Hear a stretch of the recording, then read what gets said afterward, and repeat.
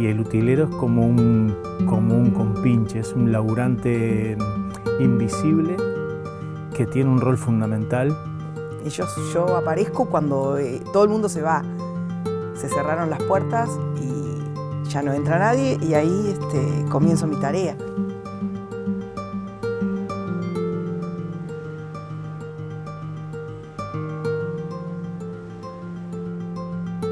Una especie de trastienda de lo que es el mundo del fútbol. Aunque a veces queden en segundo plano, los utileros y cancheros son esenciales en el mundo del fútbol.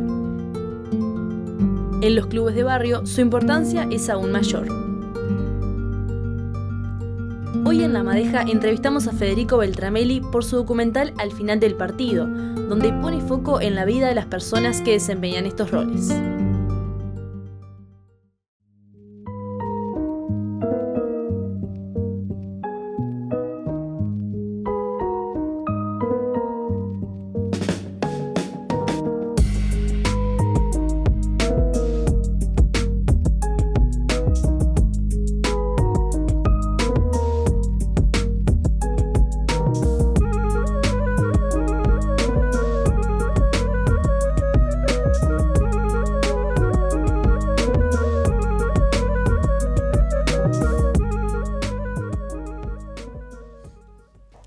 Bienvenidos a La Madeja. En los estudios de la FIC nos acompaña Federico Beltramelli. Muchas gracias por acompañarnos. Gracias a ustedes por la invitación. Lo primero que te quería preguntar es, ¿qué fue lo que te motivó a realizar Al final del partido?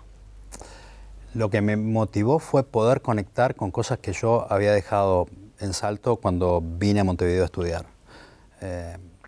Conectar con eso era un saldo necesario de resarcir, de volver a conectar. Era la semana de estudio y era el fin de semana a la cancha y después de la cancha al club. Eso fue lo que efectivamente me llevó a conectar con este documental. Y conectar con personas que para mí habían sido parte de mi vida, que son parte de lo que soy. Ahí hay una ética, ahí hay una forma de ver el mundo, ahí hay una forma de considerarse de un lugar social y cultural. Y cuando me encontré con estas personas acá en Montevideo, las vi absolutamente idénticas a lo que yo había dejado. Entonces, encontrar una relación de personas idénticas 25 años después, 500 kilómetros de diferencia, que para el mundo es poco, pero para nosotros en Uruguay es mucho, me resultó maravilloso. Dale, Coquito. Buen día, ¿todo bien? Buen día. Vení, loco. Me dijiste una hora. No, me tengo un rato Bueno, más está. descansando, vos. Pero ya avísame. Avísame. Pedí la llave, papá, pará. Vos no estás. Ayer me dijiste a las 8 de la mañana. Tuve que buscar la llave. Hasta más tarde armando los equipos, papá. ¿Y a mí no me da un beso a tu padrino? Perdón, tío. Mi padre no, mi tío. Padrino de cabeza. Gracias. Padrino de cabeza. Cabeza, listo, papá. Voy para el fondo, a ver cómo va la parrilla. Cuando las cosas no cambian, me parece que hay algo a mostrar. Cuando hay una suerte de permanencia, yo lo relaciono con cuestiones más de orden de lo universal que permanece y que tiene que ver con las cuestiones esas básicas que hacen a la condición humana.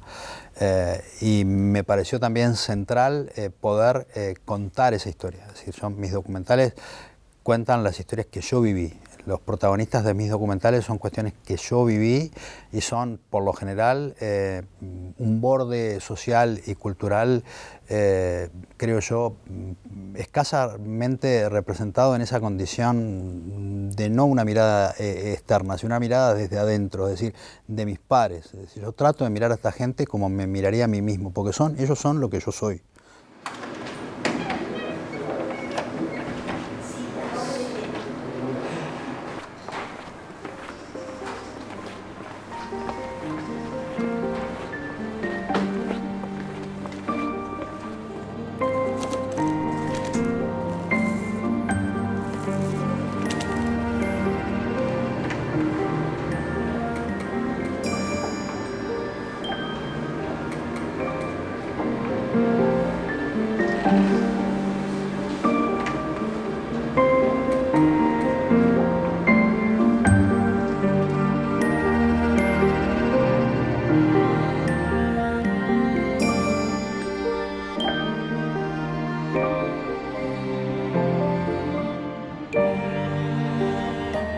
es la esquina donde mis padres tuvieron por muchos años almacén y bar.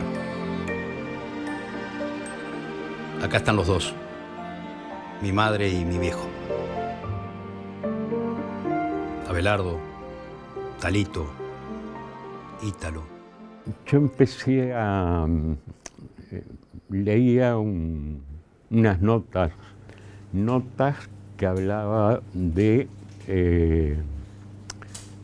utileros de distintos cuadros de Montevideo.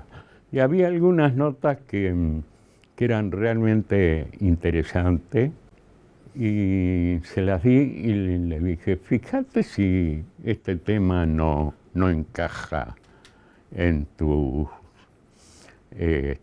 obsesión. Y contactamos al autor de esas notas. Yo empecé en radio y después terminé trabajando 30 años en un diario.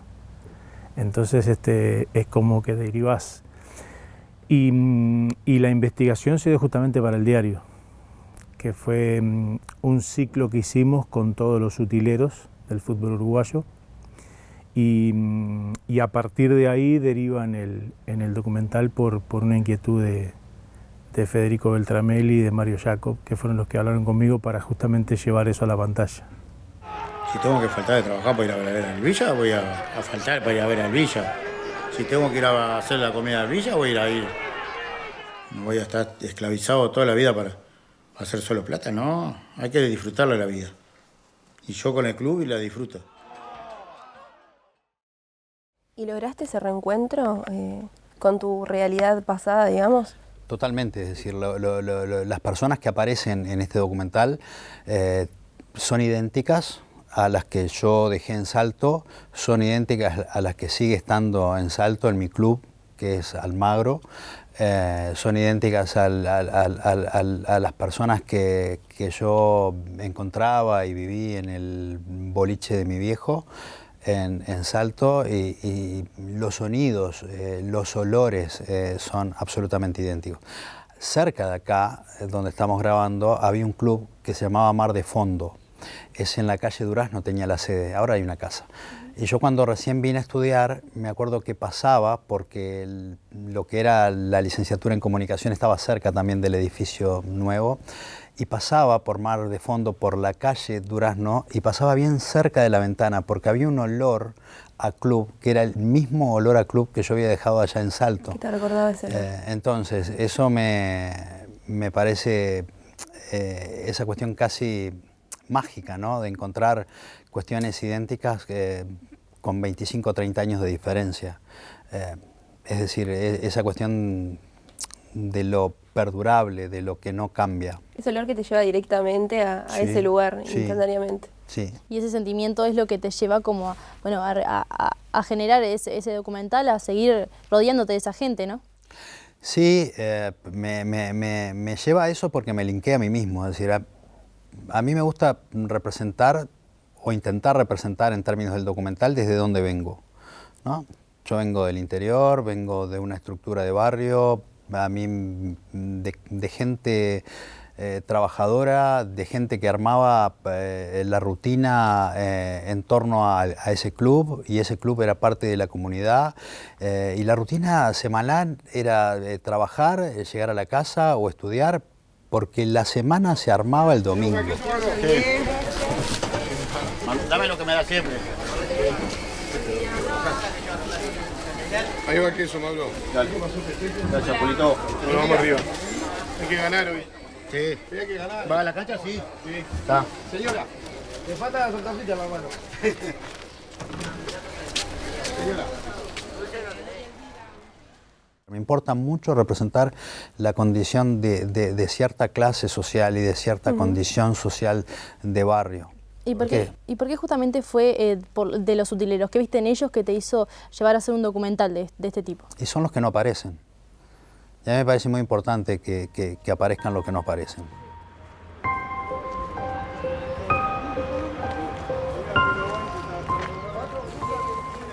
Las tareas se terminan tarde en la noche, o sea que no y nadie lo ve, lógicamente, porque nosotros ni siquiera nos ven a veces los jugadores, yo porque vivo ahí y conozco a algunos, pero si no, yo aparezco cuando todo el mundo se va. Se cerraron las puertas y ya no entra nadie y ahí comienzo mi tarea. 2 likes. ¿Qué le pones? ¿Y los otros 2? Yo tomo mayonesa. Todo mayonesa y ketchup. Estos utileros son los que dan vida, los que sin ellos no se puede hacer el fútbol, son los que no aparecen y tienen ese aire de gente común, que para mí es importante.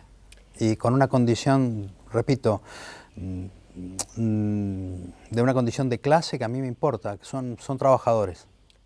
Sabemos que el fútbol genera un sentido de pertenencia. ¿Cómo es que afecta este sentido de pertenencia en la relación entre la hinchada, los jugadores y los utileros? Con la hinchada no sé si tienen tanta relación, con los jugadores sí. Esta gente son los psicólogos, son el padre que en ese momento no está, son la madre que en ese momento no está, son los hermanos, son la pareja, son el sostén afectivo de esa estructura que después nosotros la vemos representada en términos de televisión, en términos de producto empaquetado, en términos de una pasión de ese tipo. Buenísimo, vamos arriba. ¡Está el camión allá! ¿A quién? ¡El camión! Tanto que luché por esto, Rick. ¿Sabés lo que es? Bueno, sabés, Miguel. Los jugadores tienen una confianza ciega en ellos, al grado tal de que le dejan absolutamente todas sus pertenencias y por ahí hasta, si cobraron, le dejan hasta la billetera llena de dinero, el celular, las joyas que pueden llegar a tener, o sea, hay una confianza extrema. Y obviamente que desde el punto de vista anecdótico ese lugar reúne mucha cosa. Lo que te pueden contar los utileros no te lo van a contar el resto de los protagonistas. Es muy difícil, ellos acceden a cosas o tienen vivencias que no tienen el resto del fútbol. Digo, Pichito, esta es la plata, estamos sin comer nosotros, le dijo. Agarró y dice, no, que no sabés lo que estamos pasando nosotros. Estamos hasta 8 o 9 meses sin cobrarle. Por eso a veces es pasión también, pero... No, el laburo también. Es el laburo. De cuánta gente hubo dejar sin laburo, yo digo eso. Acá. Estos personajes o personas, me gusta hablar de personas, son los que dan ese sostén a los jugadores. Son frágiles como los jugadores, pero tienden a tener la capacidad de poder sostenerlos. Y son los que permanecen. Incluso, perdón, creo que los separé de la hinchada, pero me parece que también son hinchas, ¿no? Lo que vemos en el documental, ellos, los 3, eran hinchas muy grandes del club, entonces... Sí, el compromiso que lo asuman, cómo lo asuman, cómo llevan la tarea, es absolutamente por arriba de lo que es el sueldo que le pagan. Ya te digo, lo harían igual, lo hacen igual, porque muchas veces sufren el retraso de meses sin cobrar. Las condiciones de trabajo no son las ideales, ni mucho menos, pero tienen una pasión y tienen un compromiso y una ética para con el otro encomiable. Es decir, son personas que se entregan totalmente a la tarea. El club para mí es todo. Los miércoles también, los miércoles vamos a hacer las comidas con los veteranos del club. Vamos a cocinar, hacemos todos los miércoles, toditos los miércoles. Es como si fuera ir a la iglesia, todos los miércoles es lo mismo, ir al club. Bueno, y siguiendo con esto de los protagonistas, ¿no? ¿Cómo fue que los seleccionaste? ¿Qué características buscabas en cada uno de ellos para, bueno, elegirlos como protagonistas? Ahí trabajamos con Jorge Señoranz, que él había hecho toda una serie de entrevistas a ellos con anterioridad para un medio de prensa. Había hecho muchos más protagonistas, entonces empezamos a hacer una suerte como de también entrevistas nosotros con estos protagonistas y nos interesó muchísimo las características que reunían estos que aparecen en la película. ¡Guantecito!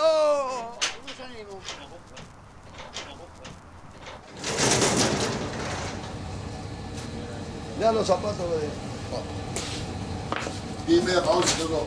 ¿Qué hora? 10:30 para 11. 10:30 para 11. Bueno. Así que mañana tengo que cortar entonces. ¿Por qué, mía? Sí, porque el día no tengo médico, no tengo otra alternativa.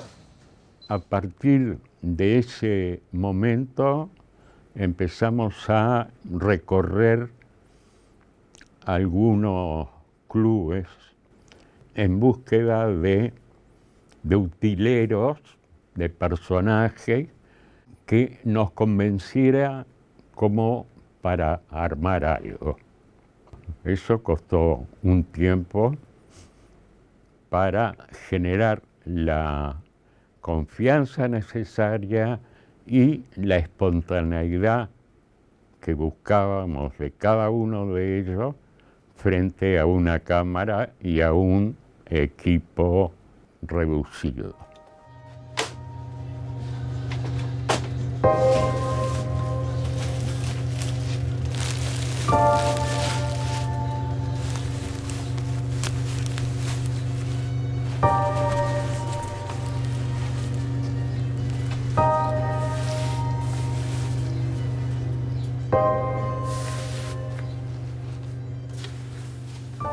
Por lo que representaban, porque tenían variedad, porque tenían hasta rarezas, porque tenían improntas personales, porque tenían formas de abordar la tarea que se complementaban, porque tenían distintas edades, distintas historias y trayectorias vitales. De estas historias que se representan, ¿hay alguna de las tres que tenga un significado especial para vos? Cada una de ellas lo tiene, pero en punto de los anclajes que tienen, Elena, por ejemplo, madre que enviudó, que tuvo que sacar adelante una familia, que continuó con esa energía de su pareja que terminó abruptamente, que se terminó recibiendo de odontóloga, que vive dentro de una cancha de fútbol, que ese lugar es mágico, es realmente mágico, que tiene su consultorio en la sede del club y que es alguien del interior.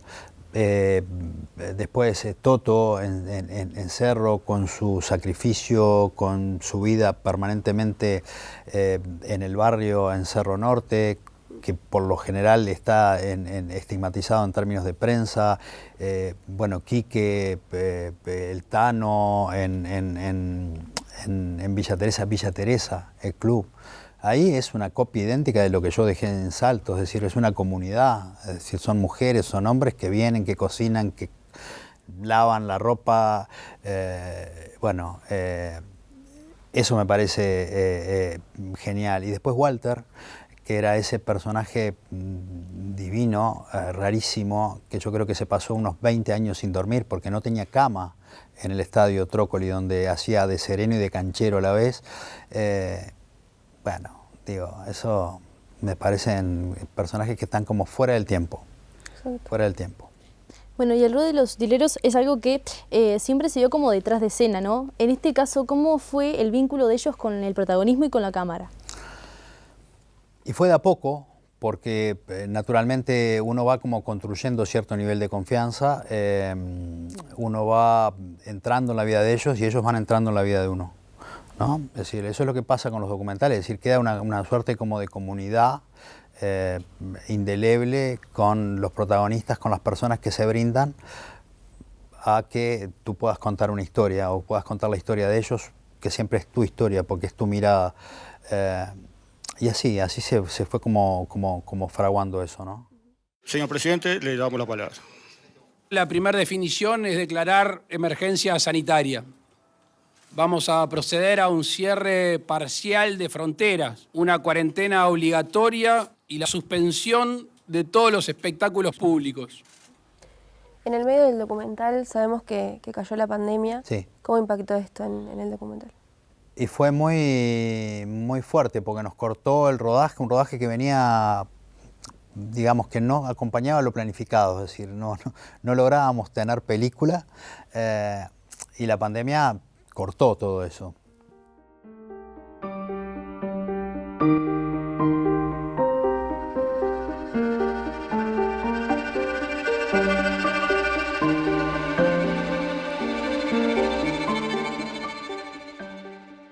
Estalló la pandemia, que era inesperado, a nosotros también nos sacudió porque paralizó el documental la pandemia. Y de hecho a mí hay una cosa que me sorprende en el documental y es la forma en que lo cuentan. Y digo lo cuentan porque fueron ellos, ¿no? Fueron Daniel, Mario, Federico los que hacen ese quiebre y cómo cuentan la pandemia, que parte con un llamado telefónico de una persona que habla con otra y ahí le dice lo que está viviendo. Eso a mí me pareció extraordinario ese corte, porque claro, era algo que vos no podías obviar en el documental, pero cómo lo contábamos, ¿viste? Ahí estaba el desafío. Hola. Te habla Federico. ¿Cómo estás, Fede? Bien, ¿y vos? ¿Cómo te va llevando? Guardado. ¿Sí? Y sí, no puedo salir, Fede. ¿Y cómo estás con todo esto? Y tranquilo todo, esperando, ¿viste? Esperando, ¿viste, Fede? Como complicado todo, ¿viste? Cómo está la cosa. ¿Y del club nada? No, nunca más, sí. Dice molestarnos más, ¿viste? Nadie, Nadie, Fede, nadie. ¿Y perspectiva de vos de volver a trabajar y eso? No, ya no corre más. No corre más, no. Ya me dijo la doctora. Ponerlo dentro de la película tenía que ver con atestiguar también un momento histórico que nos había tocado vivir, pero a su vez también poder llegar al punto en cómo también de nuevo habían quedado estas personas, es decir, que siempre estaban como en el fondo y ahora habían quedado más al fondo en la medida que la pandemia los había impactado duramente. Y bueno, fue un momento complicado, pero es un momento que se logró incorporar en el documental y eso me parece muy bueno para la película en sí, ¿no? ¿Se podría decir que de alguna forma lo enriqueció? Yo creo que sí, que le dio una cuota de realidad, le dio una cuota de profundidad en términos a lo que estas personas vivían y tenían que seguir viviendo con la angustia, que era la misma angustia que teníamos todos. Bueno, me imagino que la mayoría del rodaje lo tendrían un poco como craneado, ¿no? Pero, ¿tuviste alguna sorpresa o descubriste algo en el rodaje? Además de la pandemia, ¿no?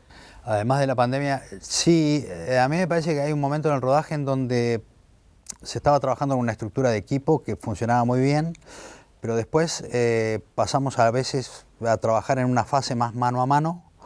Creo que eso surtió efecto. Había como un documental que era mucho más urgente, mucho más inmediato, como por ejemplo cuando pasó lo del incendio con uno de los protagonistas, que fuimos hasta la casa, que fui yo hasta la casa, fui con mi celular y filmé con mi celular esa escena y de ahí en más empezamos a encontrar también cierto nivel de inmediatez, de una cámara y la realidad de enfrente y eso generó, me parece a mí, una posibilidad de entrar un poquito más a lo que son estas personas y estas historias, ¿no? Bueno, y para cerrar, ¿te parece que ha cambiado la forma de vivir el fútbol en los últimos tiempos? Yo creo que no. Digo, si el espacio del fútbol es como el espacio que yo pienso que son estos clubes, no. El fútbol está ahí. No, lo que está en televisión, lo que hace el periodismo, el empaquetado que hacen las organizaciones, los medios y demás, eso no es el fútbol, eso es otra cosa que puede estar bien. El fútbol es una rutina que se lleva en el cuerpo, que se lleva a diario.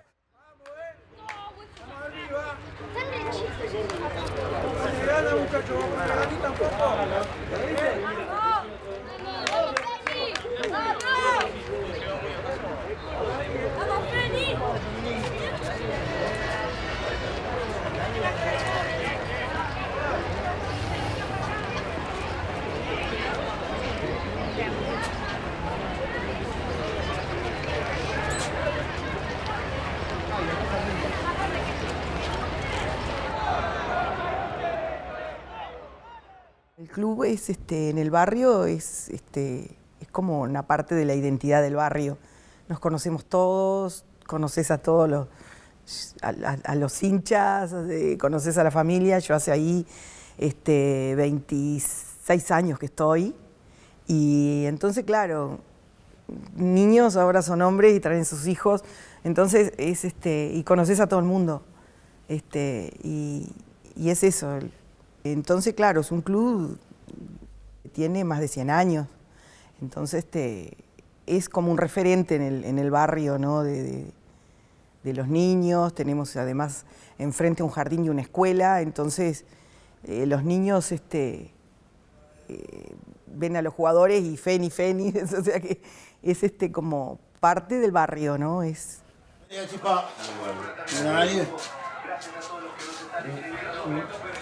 Te embala todos los miércoles, ¿verdad? ¿Cuida tan tarde? ¿Te comiste tan tarde ayer? Como uno de los protagonistas que todos los días, antes de ir al trabajo, pasa por el club 5 minutos, se sienta y a la vuelta viene y se sienta 5 minutos. Eso es el fútbol. El fútbol son los lugares, son nuestra identidad. El fútbol es una comunión. Una forma de vida, ¿no? Una forma de vida, pero una forma de vida que hace a la vida, que es la vida. Es decir, es precioso poder estructurar la vida en torno a un club, en torno a un cuadro. Es precioso eso, es decir, es una cuestión que solamente algunos pueden tener ese don de poder cumplirlo. Es decir, poder integrar una semana y todas las semanas y todos los días y todas las horas en torno a esa pasión que es el club, que es la comunidad en torno. Bueno, eso no ha cambiado y por suerte no ha cambiado. Es decir, y creo que es lo que hace a una marca de identidad, a una marca de cómo somos nosotros socialmente, culturalmente, y es lo que nos hace a la identidad. Es decir, el fútbol no pasa a nuestro idioma en términos de metáfora porque sí, pasa porque es parte de nuestra vida, por eso lo incorporamos. Bueno, Federico, muchas gracias por compartir este espacio con nosotras. Fue un gusto charlar con vos y muchas gracias a ustedes también por acompañarnos. Muchas gracias a ustedes.